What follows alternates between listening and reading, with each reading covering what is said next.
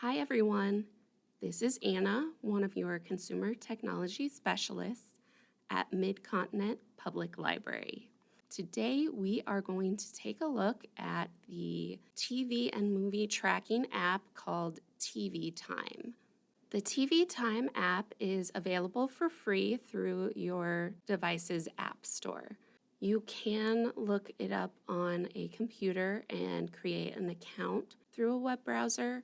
However, other features won't be available unless you do use the mobile app. And so you will have to create an account, but this account is going to save all the information that you input, and it can be synced over multiple devices.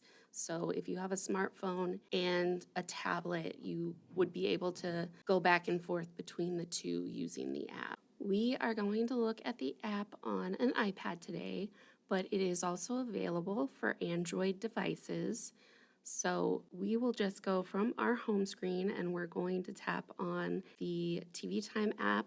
The icon is a yellow T in a black background. So we'll just tap on it to open.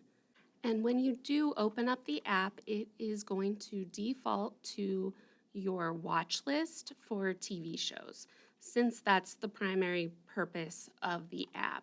So your watch list is going to have two different tabs. You can see at the top there is one that says watch list and one that says upcoming. So the watch list is going to show you what shows you are currently watching, whether they be shows that are currently running on TV or maybe something that you're streaming. And each TV show has a few things on their little record on this page. So the first is, you can probably see there will always be an image that represents the show, or if it were a movie. And then there is the title of the series. And then down below that, there is the season number and episode number. And if there is a title for the episode, that will be underneath there as well. Then if we look all the way on the right side, there is a gray check mark, and if you tap on that, that's how you're going to register that you've watched that episode. And it will turn green and show a line across your screen to show that it is registering it, and then that particular episode will then be marked as watched. If you swipe down on this watch list, you can see your watch history. It's kind of grayed out to show that it's already been watched. And then if you swipe up instead, you can see the future episodes of each title that you may be watching. And then if you continue to swipe, you will eventually reach an area of the list where it will say that these are titles that you haven't started. These are titles that you have saved, but you haven't started watching or noted that you're watching. And if we tap on the top right where it says upcoming, that will show us what shows that are currently airing. It will show us when those next episodes will air. So these are going to be shows that we've started watching or added to our watch list. And so we can see if there is one today, it'll say today. If it is within the next few days, it will give you the day of the week for about a week. And then after that, it just says later. And if you see on the little record for the actual episode, in the top right corner of that white box, it tells you how many days until that episode premieres. So that can be kind of helpful, especially if you watch a lot of different shows and maybe don't normally watch them on regular cable TV. So you need a way to keep track of when those next episodes are coming up. And if we scroll all the way down to the bottom of this tab, we will actually see a button that says Browse Shows. That is just one way that we can discover new shows to watch. So back on the watch list tab, tap on the series name in that record, and that will take you to the page for the actual series. And this is going to give you a lot of information about the show. So, again, it will have an image, the title of the series, how many seasons it has, where it originated. So if it's on a TV channel, it'll say that. If it's on maybe Netflix or Hulu, it will say that as well. It will also give us, there's a little T and then a percentage that is the overall average ratings for the show that have been put into the TV Time app. If we scroll down from that image, we can see a little bit more of the episode information. So again, we'll be able to see multiple seasons if there are, and then also the progress that we have made on watching. So one interesting thing that you can do is if you have watched an entire season, or maybe you started tracking when you've been in the middle of a series, you can tap on the entire season, or you can go to the drop down for the season that you're on and tap the specific episode that you just watched. There will be a pop-up to ask you if you would like all the previous episodes in that series, if you want them marked as watched or not. So this is a really quick way to just do a blanket, I've watched X amount of episodes. You can also say no, and then you also have the option to say never for this show. So maybe it's a show that you watch out of order, maybe it's a sitcom, you don't really need to watch it in order. This just gives you information to control how the tracking is done. Once you pick your option, that pop-up will disappear. And if we go back just below that image of the series, there are two tabs right below that image. One says About and one says Episodes. Currently, we are on the Episodes tab, but we can tap where it says About and get to the About tab with more information about the show. So this is a really great resource because it will show you where to watch this show. So especially if it's maybe a show that you have watched in the past but isn't currently on TV and you just want to know where you can stream it, this will tell you where you can stream it either through a subscription service, or some of them are on like iTunes where you can buy a whole season or you can buy specific episodes. So either one of those types of viewing options is going to be on that where to watch list. Under that, it will show you how many people on the TV Time app are watching the show.